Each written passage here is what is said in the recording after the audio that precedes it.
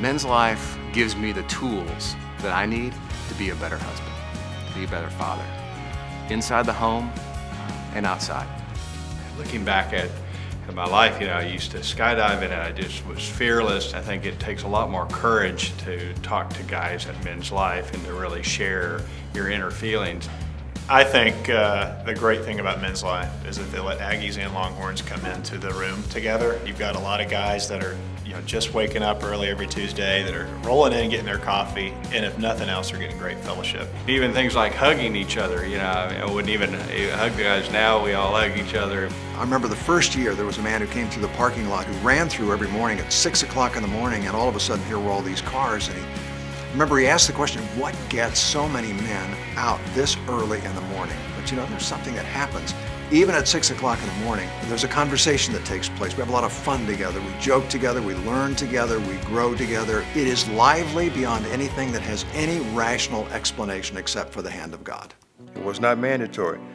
I had to desire to be a part of it. So it was an opportunity for me to step into what God had for me in my life.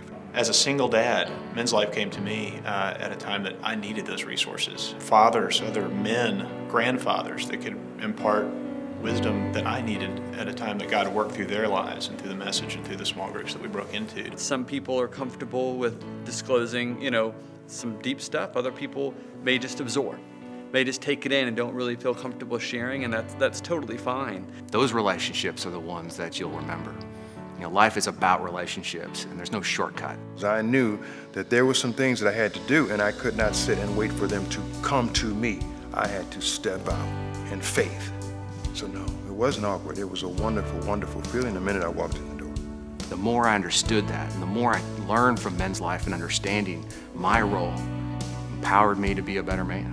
To begin your career in fatherhood, parenthood, so forth, with some of the foundations that are being provided to you, some of the topics that are being discussed, it's going to set you off on a trajectory that's going to point you in the right direction. If the relationship with God is not in your heart and is not in your life, and you are not applying it to your life, step into Men's Life and get an opportunity to walk into that gateway. It's sad not seeing my dad every morning, but I know it's for a good cause because he's learning more about the Lord and being a better Christian and much, much more. I don't know if anybody else can come up with a better reason to try to improve yourself and your leadership abilities, especially with your family, than this little thing right here.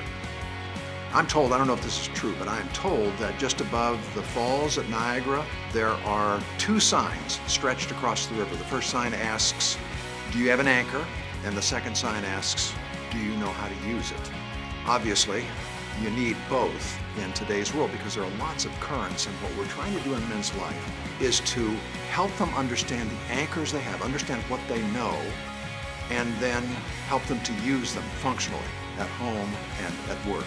And it's made a big difference in my life, and from what I can tell, it's made a big difference in many other lives of men in MDPC and beyond.